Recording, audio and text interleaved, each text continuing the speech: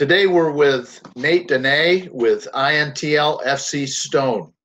Uh, he's actively involved in assessing dairy markets. Nate, tell us what is your role at INTL FCStone?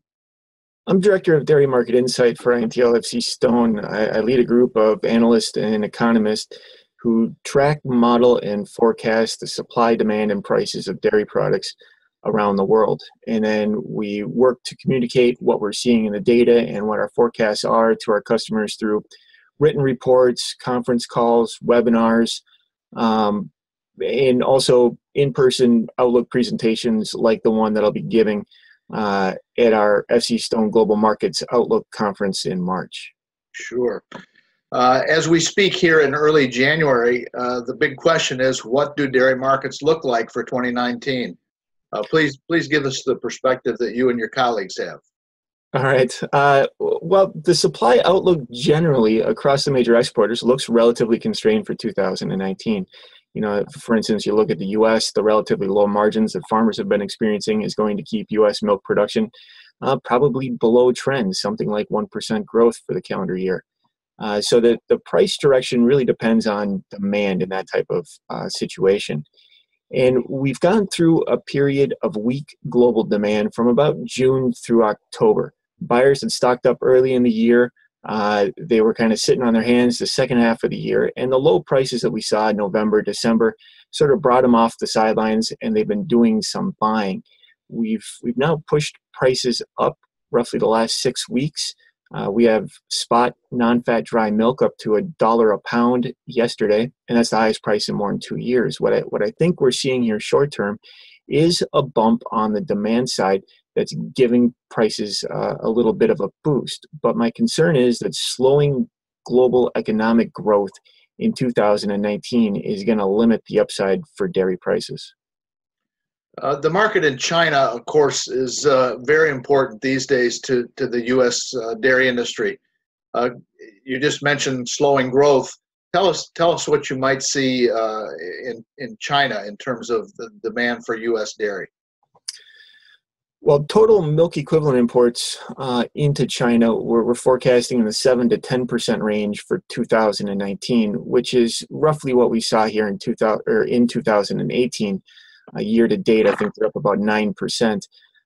So 2019 looking fairly similar to 2018, but with their slowing economic growth, there is some concern that we're going to be on the low side of that range, that 7% or maybe 5 or 6, instead of the high side of the range. Now, the issue obviously is what market share will the U.S. have? And we've seen a significant drop in U.S. exports to China since the retaliatory tariffs were put into place.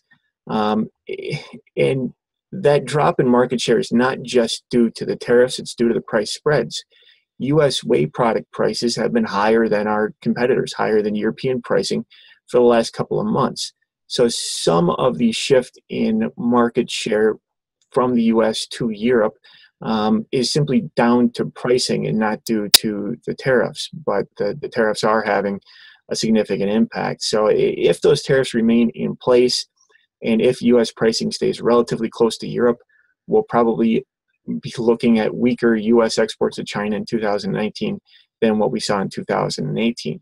If the tariffs get lifted and U.S. prices are fairly competitive, then we could see steady or a little bit higher exports to China in 2019. Another factor in the Asia market is the introduction of the beginning of the new Trans-Pacific Partnership among Asian countries and some of the exporters, Australia, New Zealand, that the U.S. is not part of. Do you have any insight as to how that might impact U.S. export opportunities? It's never a good thing for U.S. exports when our competitors are facing a lower tariff rate than we are. So obviously, on a long-term perspective, this is an extra hurdle that U.S. exporters have to jump over. And one way that they jump over it is just with lower prices. What the importer cares about is the landed price. The price is going to pay for the product plus freight plus whatever the tariffs are. And so if New Zealand is facing a a 0% tariff and the U.S. is facing a 10% tariff, U.S. pricing that we offer to these countries is going to have to be roughly 10% lower, just as an example. And so we can still move product into these countries. It just might have to be at a little bit lower price than we had to offer before. Another caveat is one of the big products that a number of the Southeast Asian countries are buying are lower protein whey products, dried whey, or carbohydrate, permeate lactose. And New Zealand doesn't produce a whole lot of dried whey. They're more concentrated on the higher whey products. Australia does some dry whey, but the point is that even with TPP in place, it may not have a huge impact on U.S. whey product exports to these countries simply because New Zealand and Australia are not big producers of those products. The INTL FCStone Global Market Outlook Conference is scheduled for March 3 through 5 in Orlando. You'll be part of those presentations. Tell us what can attendees look forward to hearing there? Specifically on dairy, we'll be doing the regular dairy outlook that I do.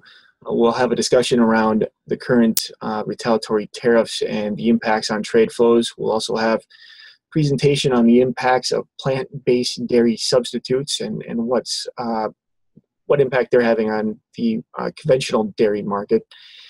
And then we're also doing a presentation on cutting-edge dairy hedging, as well as some other dairy-related topics. But one of the big benefits of the Global Market Outlook Conference is that we have concurrent sessions. So we'll have experts in other rooms that will be covering everything from the grain and oilseeds outlook, the livestock and meat outlook, to things like the current condition of the agricultural economy in Argentina, which is important because they've become an increasing exporter of dairy products recently, as well as outlooks for interest rates and foreign exchange markets.